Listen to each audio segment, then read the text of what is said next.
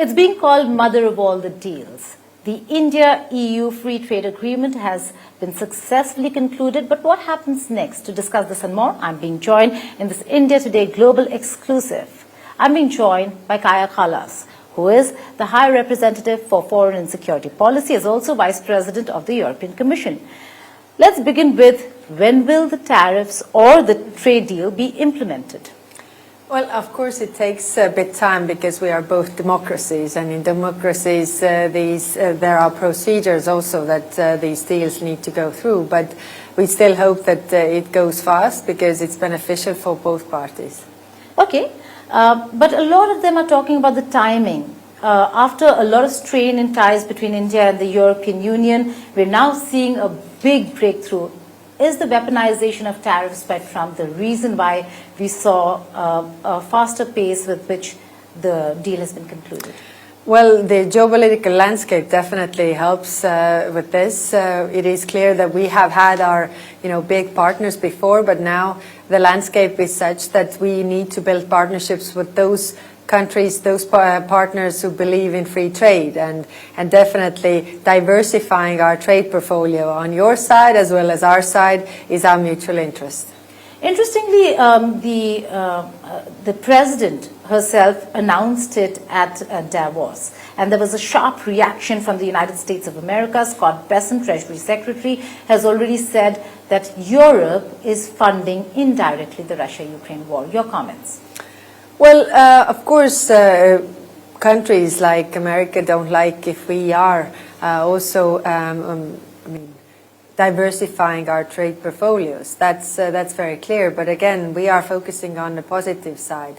What more can we do in terms of trade in different areas? Of course, it's in our interest that this war in Ukraine stops, and therefore we have put sanctions on Russian shadow fleet, on different types, so that this war will end. And this doesn't change. I mean, we also had these discussions with the Indian counterparts, because it's in our mutual interest that this war will stop. Well, talking about reliable partners and reliability, you once said that Russia is not reliable. One cannot trust Russia. But then can you trust your all-time friend, or once all-time friend, America? Greenland is an example. What happens next? Whether it's Greenland and the conversations NATO chief had with Trump, is EU in on that? What's the deal here? Well, the geopolitical landscape is definitely complicated. I think, the discussions that we had over Greenland were not doing any favors to transatlantic ties. I can tell you that that is very, very clear. But now we are focusing on issues where we can build partnerships outside with different countries, also with America, to develop the ties further where we see eye to eye. Is Europe more vulnerable than ever before, whether it's the eastern flank with Russia or, for that matter, now including America? I think no, because actually we were vulnerable before when we didn't really realize that we have dependencies on countries like Russia when it comes to energy, on different countries, also China when it comes to technology. Now we have definitely understood where we are and understood our vulnerabilities, and therefore we are making the efforts to overcome these vulnerabilities, to invest more in our defense, to get rid of the Russian gas and oil, diversify our trade portfolios, but also build our defense and security partnerships with countries like India.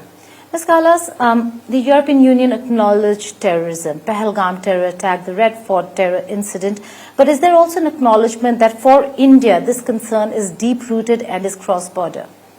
We had discussions on fighting terrorism, and that this is something that we both share, that this is a global concern and we need to address this globally together with our partners. And there are many concerns that now are challenging the world, particularly when it comes to conflicts. There has been massive outrage when it comes to the Russia-Ukraine war. We see much less of it from the European world when it comes to Israel-Palestine. This is not true. I don't know why this information is circulating, but if you look at who is the biggest donor for the Palestinians, it is Europe. We have, contributed in humanitarian aid. We have been the biggest supporters of two-state solution. We are also the biggest supporters of Palestinian Authority to really insist that the Palestinians have a say on their territory. Right now, we are working in this Gaza peace plan to also provide help when it comes to training Palestinian police, because eventually it has to be Palestinian police who disarms Hamas and takes control over the territory. So we have been very much involved in ending this war and also ending this humanitarian catastrophe. And being part of the Board of Peace? Well, the Board of Peace eventually in the United Nations Security Council resolution was meant to be for Gaza and was meant to be limited in time until 2027. Also really showing the role for the Palestinians in it. Now, the charter for the Board of Peace, what we see right now, is much broader than that. What we want to see is to be limited to Gaza, like the United Nations Security Council resolution, and then, of course, we are willing to work with all the institutions.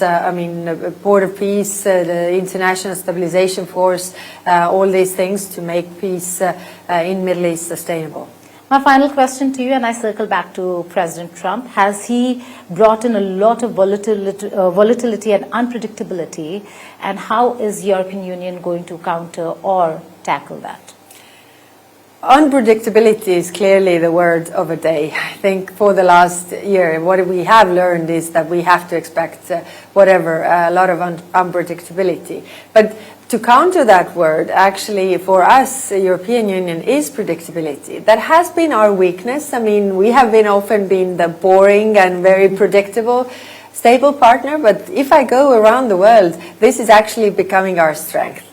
Countries like India, like other countries are looking at us because we are the stable partner. If we come to agreement, it may take time, that's true, but when we come to agreement, we stick to those agreements and keep our promises. On that note, thank you so much for joining us here on India Today Global. Thank you. Thank you for having me.